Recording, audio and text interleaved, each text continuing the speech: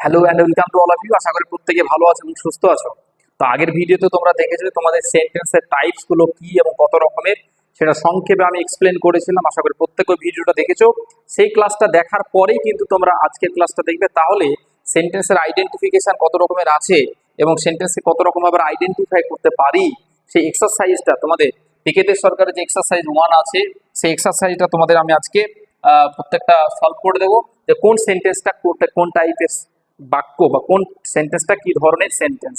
এই টাইপগুলো আইডেন্টিফিকেশন পরীক্ষাতেও আসে এবং তোমাদের যে কোনো গ্রামারের অ্যান্সার করতে হলেও কিন্তু এগুলো দরকার হয় আইডেন্টিফিকেশন করতে। ঠিক আছে, তো খুবই গুরুত্বপূর্ণ একটা জায়গা। দেখতে এগুলো আমি সব ডিটেলসে তোমাদের পড়িয়েছিলাম আগের ভিডিওতে, আগের ক্লাসে, সেটা অবশ্যই দেখে নেবে। তারপর থেকে দেখো যে আমরা হাউ টু আইডেন্টিফাই সেন্টেন্স, সেন্টেন্সকে কিভাবে আইডেন্টিফাই করব। ঠিক আছে, তো মার্ক দ্য টোন, এখানে তিনটে ইম্পর্টেন্ট পয়েন্ট তোমরা মনে রাখবে। কি? সেই টোনটা কিরকম হচ্ছে, টোন মানে কথা বলার ধরনটা কিরকম হচ্ছে, টোন অনুযায়ী মার্ক করা যাবে। আবার পারপাস বা ফাংশন, যেটা তোমাদের পুরো ক্লাসে আগের ক্লাসে পড়ানো হয়েছে, যে কি উদ্দেশ্যে বা সেন্টেন্সটা বলা হচ্ছে, ফাংশন কি রকম কাজ করছে। ঠিক আছে, এটা এবার বিষয়টা, এটা একটা পয়েন্ট গেল। 2 নম্বর পয়েন্ট দেখো, note the syntactical structure. Syntactical structure মানে সাবজেক্ট, ভার্ব, অবজেক্টের যে স্ট্রাকচারটা আছে, এই স্ট্রাকচারটা ফলো করলেও কিন্তু তোমরা অনেক সময় সেন্টেন্সকে আইডেন্টিফাই করতে পারবে ইজিলি। ঠিক আছে, 3 নম্বর যেটা পয়েন্ট দেখো, note the punctuation mark. Punctuation mark মানে হচ্ছে কি, জ্যোতি চিহ্ন। জ্যোতি চিহ্ন মানে জিজ্ঞাসা, ফুল স্টপ হতে পারে, স্টপ চিহ্ন হতে পারে, তারপরে যেটাকে আমরা ইন্টারোগেশন মার্ক অর্থাৎ প্রশ্ন চিহ্ন বলা হয়, এই প্রশ্ন চিহ্ন হতে পারে, অথবা যেটাকে বলা আমরা এক্সক্লেমেশন মার্ক, অথবা যেটাকে বলা হয় কি বিস্ময়সূচক চিহ্ন, এই বিস্ময়সূচক চিহ্ন থাকতে পারে। এই 3 রকম সেন্টেন্স দিয়ে আমরা কিন্তু 3 রকমের জ্যোতি চিহ্ন দিয়ে 3 রকমের সেন্টেন্স, 5 রকমের সেন্টেন্সকে আইডেন্টিফাই করতে পারি। এবার দেখো ফুল স্টপ কোথায় কোথায় ইউজ হয়। ফুল স্টপ অ্যাসার্টিভ সেন্টেন্সে ইউজ করা হয়, ফুল স্টপ অ্যাসার্টিভ সেন্টেন্সে ইউজ করা হয়। ফুল স্টপ আবার তোমার ইম্পারেটিভ সেন্টেন্সে ইউজ করা হয়, ফুল স্টপ ইম্পারেটিভ সেন্টেন্সে ইউজ করা হয়। ফুল স্টপ আবার তোমার অপটেটিভ সেন্টেন্সে ইউজ করা হয়, অপটেটিভ সেন্টেন্সে ইউজ করা হয়। কিন্তু এই তিনটের ফাংশন আলাদা। দেখো তিনটেতে ফুল স্টপ থাকবে, কিন্তু তিনটের ফাংশন আলাদা। আবার দেখো এই জিজ্ঞাসা চিহ্ন থাকে কোথায়, ইন্টারোগেটিভ সেন্টেন্সে। ইন্টারোগেটিভ ইন্টারোগেটিভ সেন্টেন্সে আমরা কি করি, জিজ্ঞাসা চিহ্ন থাকে।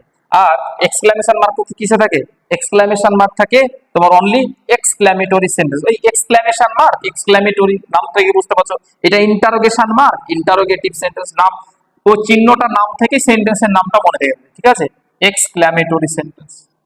ঠিক আছে, এক্সক্লেমেটরি, এক্সক্লেমে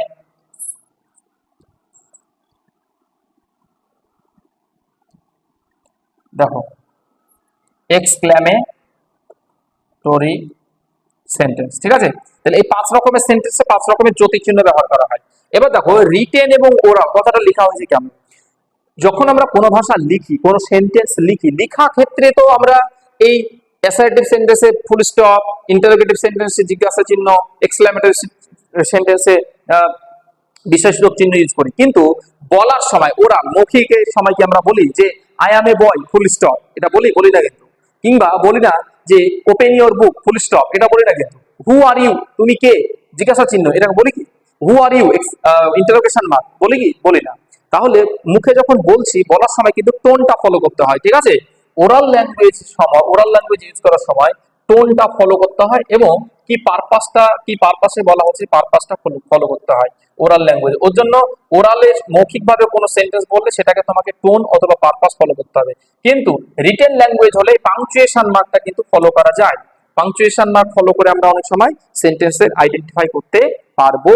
ঠিক আছে, তার জন্য বলেছি যে how to identify sentence. Sentence identify করার ক্ষেত্রে 3টে পয়েন্ট মনে রাখতে হবে। এই 3টে পয়েন্ট যদি খেয়াল করো, তাহলে কিন্তু ইজিলি তুমি একদম কারেক্টলি সেন্টেন্সকে আইডেন্টিফাই করতে পারবে। সমস্যা কোথায় হয় দেখো, যে সেন্টেন্স গুলো শেষে এক্সক্লেমেশন মার্ক থাকে সেগুলো এক্সক্লেমেটরি সেন্টেন্স, তুমি ইজিলি বুঝতে পারবে। যে সেন্টেন্সের শেষে ইন্টারোগেশন মার্ক থাকে, ইন্টারোগেটিভ সেন্টেন্স হয়ে গেল। কিন্তু সমস্যা আছে এই জায়গাটা, যখন কোনো সেন্টেন্সের শেষে ফুল স্টপ থাকে, ফুল স্টপ থাকলে যে ফুল স্টপটা আছে মানে সেটা যে অ্যাসার্টিভ সেন্টেন্স হবে সেটা তো না। অ্যাসার্টিভ সেন্টেন্স হতে পারে, ইম্পারেটিভ সেন্টেন্স হতে পারে, অপটেটিভ সেন্টেন্স হতে পারে। এই জায়গাটায় প্রবলেম হবে। এই ক্ষেত্রে তোমাকে কি করতে হবে, পাংচুয়েশন মার্কও দেখতে হবে, তার সিনট্যাকটিক্যাল স্ট্রাকচারও দেখতে হবে, টোন বা পারপাসটাও দেখতে হবে। 3টে জিনিসে এই ধরনের সেন্টেন্সে ওই 3টে পয়েন্টই তোমাকে লক্ষ্য করতে হবে। ঠিক আছে? তো আগের ক্লাসটা আমি ডিটেলসে এক্সাম্পল সহ এটা বুঝিয়ে দিয়েছিলাম। তো এটা আমরা আজকে ডিরেক্টলি প্র্যাকটিসে ঢুকে যাবো। চলো প্রত্যেকে খাতা পেন বের করে নাও, প্রত্যেকে খাতা পেন বের করে নাও, লিখবে কিংবা দেখবে, দেখলেও অনেকটা বুঝে যাবে। দেখো যে পিকেটের সরকারের যে এক্সারসাইজ 1, পিকেটের সরকারের বইয়ে এক্সারসাইজ 1 আছে, সেখানে বলছে identify the kinds or types of sentence. 20টা সেন্টেন্স আছে, সেগুলো কি ধরনের সেন্টেন্স তোমাকে আইডেন্টিফাই করতে হবে। এগুলো অপশন দিয়ে দিতে পারি। দেখো যে কম্পিটিটিভ পরীক্ষাতে এরকম সেন্টেন্স দিয়ে দেয়, যে অপশন দিয়ে দেয়, 4টে অপশন থাকবে। তোমরা মনে করো যে 5টা সেন্টেন্সের টাইপ শিখেছো, ওই 5টা টাইপই তোমার অপশনে আছে, যে কোনো একটা আইডেন্টিফাই করতে হবে। আর যে 3টে আমি পয়েন্ট বললাম, ওই 3টে পয়েন্টের উপর ভিত্তি করে প্রত্যেকটা সেন্টেন্সের টাইপ তোমরা আইডেন্টিফাই করে নিতে পারবে। দেখো নাম্বার 1, আই নো ইউ। দেখো এই সেন্টেন্সটা কি করা যায়, সব প্রথমে দেখো আই নো ইউ বলে লেখা আছে, শেষে ফুল স্টপ আছে। তাহলে ফুল স্টপ যেহেতু আছে, এটা হয় অ্যাসার্টিভ সেন্টেন্স হতে পারে, অপটেটিভ সেন্টেন্স হতে পারে, বা ইম্পারেটিভ সেন্টেন্স হতে পারে। কিন্তু এখানে কি কাজ করছে দেখো, আই নো ইউ এই কথাটা যখন বলছে, আমি সাপোজ তোমাকে বলছি আই নো ইউ, আমি তোমাকে চিনি বা জানি, তাহলে এই কথাটা শোনার পরে তুমি কি কোনো উত্তর দেবে আমাকে? আমি কি তোমাকে কোনো কোশ্চেন জিজ্ঞেস করলাম? করলাম না। কিংবা এই কথাটা শোনার পরে কি তুমি কোনো কাজ করবে? মানে তোমাকে আদেশ উপদেশ বা অর্ডার করা হলো? হলো না। কেন? যে আমি যে আই নো ইউ বললাম, তুমি চুপচাপ বসে আছো, কোনো কাজ করছো না, তার মানে কি এটা কোনো আদেশ উপদেশ হলো না। ঠিক আছে, এটা একটা গেল। আর একটা ব্যাপার হচ্ছে যে এই কথাটা দ্বারা আমি কি কোনো আমার ইচ্ছা প্রকাশ করলাম? আমি তোমাকে কোনো তোমার ভালো কিছু হোক এরকম কিছু বললাম কি? বললাম না। তাহলে কি হচ্ছে এখানে, সিম্পলি আমি যে তোমাকে চিনি, সিম্পলি আমি যে তোমাকে চিনি, এই কথাটাই জাস্ট বলা হলো যে আই নো ইউ। এই কথাটা শুনে তুমি জাস্ট শুনে রাখলে।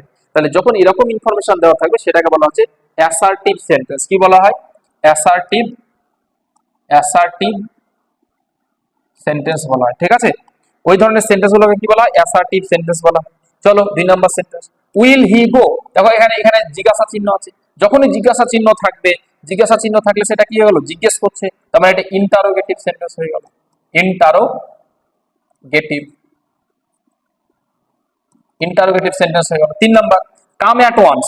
কাম অ্যাট ওয়ান্স। দেখো ইন্টারোগেটিভ সেন্টেন্স বোঝার একদম সহজ উপায় হচ্ছে, এখানে জিজ্ঞাসা চিহ্ন থাকবে। জিজ্ঞেস করার সময় দেখবে কোনো অক্সিলারি ভার্ব দিয়ে জিজ্ঞেস করা হতে পারে। ইয়েস নো কোশ্চেনের ক্ষেত্রে অক্সিলারি ভার্ব দিয়ে কোশ্চেন জিজ্ঞেস করা হয়, অথবা ডব্লিউএইচ ওয়ার্ড কিছু আছে, ডব্লিউএইচ হোয়াট, হু, হুম, হ্যাঁ, হোয়েন, হোয়ার, হাউ, এইসব ওয়ার্ডগুলো দিয়ে জিজ্ঞেস করা হয়। তো ইজিলি চিনতে পারবে। সবথেকে বড় কথা বললাম যে কি, এখানে ইন্টারোগেশন মার্ক থাকবে। 3 নম্বর দেখো, কাম অ্যাট ওয়ান্স। ঠিক আছে, একবার এসো দ্রুত। তো এখানে দেখো জিজ্ঞাসা চিহ্ন নেই, এখানে কি আছে? ফুল স্টপ আছে। যখন ফুল স্টপ আছে, এবার তোমাকে দেখো কাম মানে এই ওয়ার্ডটা কি? ভার্ব। যখন এখানে একটা ভার্ব আছে, তাহলে এই ভার্ব দিয়ে শুরু হচ্ছে। এখানে সাবজেক্ট আছে, এখানে সাবজেক্ট কিন্তু নেই। তোমাকে আসতে বলছে, তাহলে তুমি যখন আসবে, তুমি আসা কাজটার সঙ্গে যুক্ত হচ্ছ। তুমি যখন আসবে, তার মানে এটা কি হয়ে যাচ্ছে? আশাটা কাজ করতে বাধ্য হচ্ছে এবং তোমাকে এখানে অর্ডার করছে। ঠিক আছে, তো সেক্ষেত্রে আমরা কি হলো, এটাকে আমরা কি বলবো? এটাকে বলবো যে ইম্পারেটিভ সেন্টেন্স। Imperative sentence. কেন? কারণ এখানে কিন্তু কোনো শুধু ইনফরমেশন দেওয়া হলো না, তুমি এটা শোনার পরে তুমি কিন্তু আসছো, আসবে। ঠিক আছে, আসা কাজটার সঙ্গে যুক্ত হয়ে যাচ্ছে। 4 নম্বর সেন্টেন্স দেখো, যে হাউ ফুলিশ। দেখো এখানে এক্সক্লামেশন মার্ক আছে। এক্সক্লামেশন মার্ক যদি থাকে, তাহলে একটা জিনিস বুঝতে পেরে গেলে যেটা এক্সক্লামেটরি হতে পারে। Exclamation mark only exclamatory sentence use করা হয়। দেখো হাউ ফুলিশ, কি বোকা, কতই না বোকা। ঠিক আছে, তো এখানে কেউ একজন খুবই বোকা, সেটা প্রকাশ করার জন্য হাউ ফুলিশ এটা বলছে, এবং হঠাৎ করে বলছে হাউ ফুলিশ, কোন একটা কাজ দেখার পর বোকামি কাজ দেখেছে, হাউ ফুলিশ, কতই বোকা, এরকম বললো, তাহলে সেটা এক্সক্লামেশন হয়ে গেল, এক্সক্লামেটরি সেন্টেন্স হয়ে গেল। আমি সংক্ষেপে লিখছি এক্সক্লামেটরি সেন্টেন্স। হ্যাঁ, গড সেভ হিম, ভগবান তাকে রক্ষা করুন। গড সেভ ইউ, এখানে দেখো এখানে ফুল স্টপ আছে। ফুল স্টপ দিয়ে যখন আমি প্রকাশ করছি যে তাকে ভগবান রক্ষা করুক, আমার একটা ইচ্ছে বা আশীর্বাদ প্রকাশ পাচ্ছে না, আমি তাকে, তার প্রতি একটা ভালো কিছু মানে চাইছি না, ভগবান তাকে আশীর্বাদ করুক, তাই না? তাহলে এই ক্ষেত্রে কি হচ্ছে, এখানে subject god, verb save, him object, কিন্তু বিষয়টা হচ্ছে এখানে কিন্তু শুধু আমার ওই অ্যাসার্ট করা হচ্ছে না, এখানে আমার ইচ্ছে প্রকাশ করা হচ্ছে। এর জন্য একটা বিষয় হচ্ছে, কিছু কিছু বইয়ে এই সেন্টেন্স গুলোকে আমরা কি বলবো? অপটেটিভ সেন্টেন্স বলবো। ঠিক আছে, অপটেটিভ। কিন্তু কিছু কিছু বইয়ে এই অপটেটিভ সেন্টেন্স গুলোকে ওই অ্যাসার্টিভ সেন্টেন্সই বলে। অপটেটিভ সেন্টেন্সের অস্তিত্ব হারিয়ে দিয়েছে। যে আশীর্বাদ করা হোক বা যাই হোক না কেন, ওই স্ট্রাকচারটা যে অ্যাসার্টিভ সেন্টেন্সের মতো হচ্ছে, সাবজেক্ট ভার্ব অবজেক্ট, ওই স্ট্রাকচার, সিনট্যাকটিক্যাল স্ট্রাকচার, তার জন্য অনেকে অপটেটিভ সেন্টেন্সকে ওই অ্যাসার্টিভ সেন্টেন্সই ধরে নেয়। ঠিক আছে। এবার দেখো যে আমরা কিন্তু এই 5টা সেন্টেন্সই পড়বো, 5টা সেন্টেন্সের টাইপই পড়বো। এখানে এটাকে আমরা অপটেটিভ সেন্টেন্স বলবো, যেখানে ইচ্ছা বা আশীর্বাদ বোঝাচ্ছে। চলো 6 number, he did not see me, সে আমাকে দেখতে পায়নি। He did not see me, এখানে কিন্তু ফুল স্টপ আছে, ফুল স্টপ আছে। এবার হি, সে দেখতে পায়নি। এবার ডিড নট সি, ভার্ব আছে, অবজেক্ট মি। তাহলে এখানে এই সেন্টেন্সটাতে কোনো আশীর্বাদ বা ইচ্ছা প্রকাশ করা বোঝাচ্ছে না। আবার এখানে কিন্তু ভার্ব, সরি, সাবজেক্ট কিন্তু অলরেডি আছে। এখানে কিন্তু লিসেনার, তোমাকে কিন্তু সাবজেক্ট হিসেবে আইডেন্টিফাই করা হচ্ছে না বা প্রকাশ করা হচ্ছে না। এখানে কি হচ্ছে, সে আমাকে দেখতে পায়নি বা দেখেনি, এই কথাটা বলা হচ্ছে জাস্ট সিম্পলি। ঠিক আছে, তাহলে এটাকে আমরা কি বলবো, অ্যাসার্টিভ সেন্টেন্স বলবো। ঠিক আছে, অ্যাসার্টিভ সেন্টেন্স বলবো। চলো next 7 number, when did you come here, তুমি কখন এখানে এসেছিলে। জিজ্ঞাসা চিহ্ন আছে, আর কি জিজ্ঞেস করবো, WH ওয়ার্ড দিয়ে জিজ্ঞেস করছে, তাই না। তাহলে এটা হয়ে গেল ইন্টারোগেটিভ সেন্টেন্স। এগুলো easy, interrogative sentence. Give me a pen, দেখো গিভ মি এ পেন, আমাকে একটা পেন দাও। এখানে মি আর এ পেন দুটো আলাদা আলাদা অবজেক্ট। দেখো গিভ ডাইরেক্ট ভার্ব দিয়ে শুরু হচ্ছে, ভার্ব।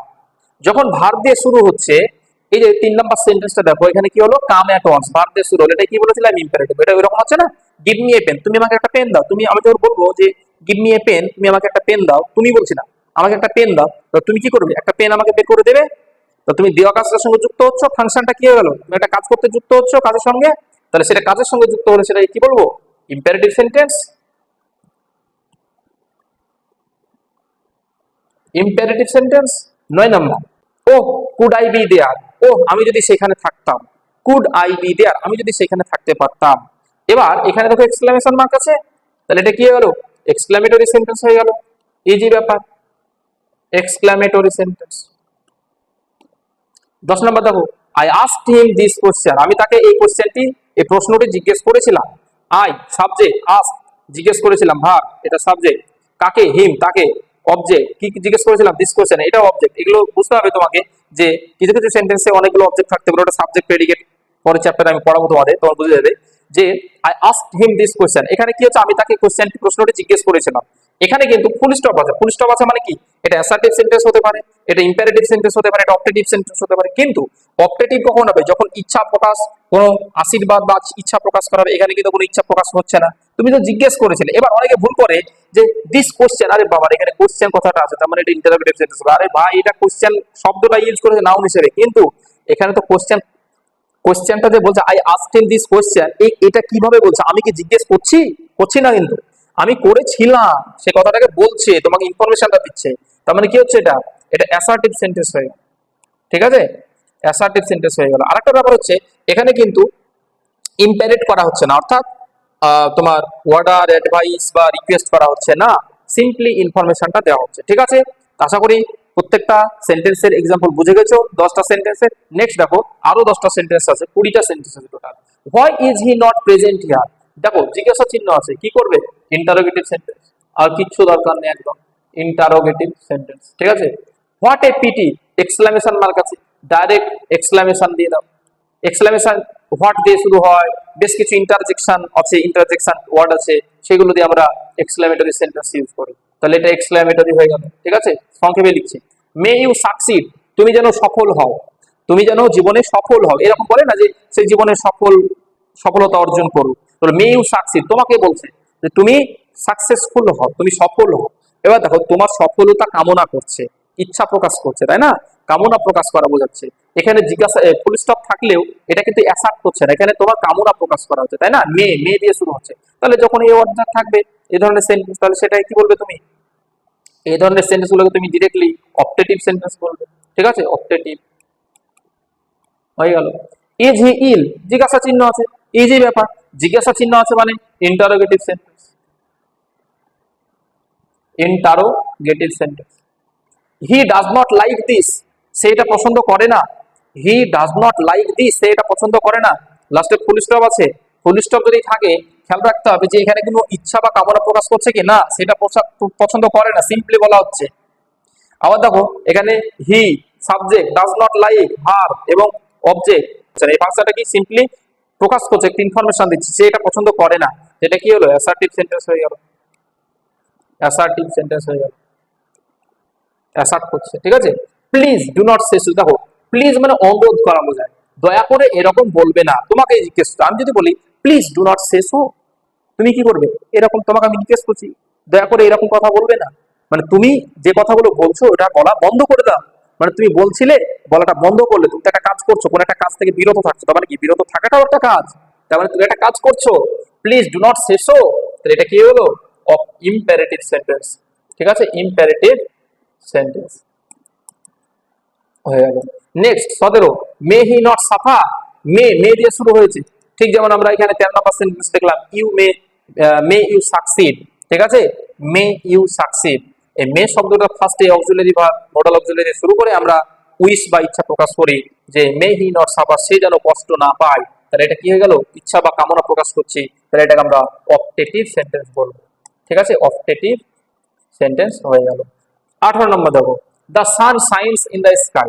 সূর্যটা আকাশে চকচক করে। সিম্পলি বলা হচ্ছে সূর্যটা আকাশে চকচক করে। আবার এখানে কিন্তু কোনো অর্ডার, অ্যাডভাইস বা রিকোয়েস্ট করা হচ্ছে না। তাহলে এটা কি হয়ে গেল? সিম্পলি সেন্টেন্সটা অ্যাসার্টিভ সেন্টেন্স হয়ে গেল, যে সিম্পলি বলা হচ্ছে যে কি, যে সূর্য আকাশে চকচক করে বা জল জল করে। ঠিক আছে, 19 নম্বর সেন্টেন্স দেখো, ট্রাই এগেন। দেখো লাস্টে ফুল স্টপ আছে। ফুল স্টপ যখন আছে তার মানে ওই আবার সেম একই রকম অ্যাসার্টিভ সেন্টেন্স নাকি ইম্পারেটিভ নাকি অপটেটিভ। তো দেখো এখানে ট্রাই করতে বলছে, ভার্ব। ট্রাই এগেন, আবার তুমি চেষ্টা করো, ডাইরেক্ট তোমাকে বলছে। যখন দেখবে যে ইউ মানে তোমাকে ইন্ডিকেট করে বলা হবে, শ্রোতা লিসেনারকে ইন্ডিকেট করে বলা হবে এবং ডাইরেক্ট ভার্ব দিয়ে সেন্টেন্স শুরু হবে, সেক্ষেত্রে সেন্টেন্সটা কি হয়ে যাবে? সেটা হয়ে গেল ইম্পারেটিভ সেন্টেন্স। Imperative sentence. ঠিক আছে, ডাইরেক্ট ইচ্ছা বা ইচ্ছা না মানে আদেশ, উপদেশ এগুলো বোঝায় যখন, সেগুলোকে আমরা ইম্পারেটিভ সেন্টেন্স বলি। 20 নম্বর সেন্টেন্স দেখো, মে গড হেল্প ইউ। ভগবান তোমাকে সাহায্য করুন, ভগবান তোমার আশীর্বাদ করুন। এরকম ধরনের সেন্টেন্স যখন আমরা বলি, সেগুলো মে দিয়ে শুরু হচ্ছে। অলরেডি দেখেছো এই যে 17 নম্বর কোশ্চেন, তোমার 13 নম্বর প্রশ্ন, এই সেন্টেন্স গুলো মে দিয়ে শুরু হয়। এই ধরনের সেন্টেন্স গুলোকে আমরা কি বলেছি? যে অপটেটিভ সেন্টেন্স। ঠিক আছে, অপটেটিভ সেন্টেন্সও কিন্তু ফুল স্টপ দিয়ে শেষ হয়, এরকম ফুল স্টপ দিয়ে শেষ হবে, খেয়াল রাখতে হবে। 3 ধরনের সেন্টেন্স আমরা ফুল স্টপ দিয়ে শেষ মানে এন্ডিং করি, কিন্তু যেগুলো হচ্ছে ইন্টারোগেটিভ সেন্টেন্স সেটা জিজ্ঞাসা দিয়ে শেষ হয়, আর যেটা হচ্ছে এক্সক্লামেটরি সেন্টেন্স সেটা হচ্ছে কি এক্সক্লামেশন মার্ক বা বিস্ময়সূচক চিহ্ন দিয়ে শেষ হয়। তো এই হচ্ছে তোমাদের পুরো পিকেদের সরকারের 20টা প্রশ্ন ছিল। আশা করি প্রত্যেকটা প্রশ্ন কোন টাইপের সেটা বুঝতে পেরেছো, আর প্রত্যেকে ক্লিয়ার হয়ে গেছে। তোমরা যদি আরো কোশ্চেন চাও এরকম প্র্যাকটিস, প্রচুর এক্সাম্পল দিয়ে যে টাইপের কোশ্চেন পরীক্ষা আসে আমি আরো প্র্যাকটিস করাবো, তোমরা কমেন্ট করে জানাবে যে আরো এরকম ক্লাস চাও কিনা। তাহলে আমি আরো তোমাদের প্রচুর ক্লাস দিয়ে আরো মানে অপশন সহ, এবার অপশন সহ তোমাদেরকে আমি অনেকগুলো সেন্টেন্স প্র্যাকটিস করে দেবো। আজকাল ওয়েস্ট বেঙ্গলের বিভিন্ন পরীক্ষাতে কিন্তু এই ধরনের প্রশ্ন জিজ্ঞেস করে। তো চলো আজকে এ পর্যন্তই।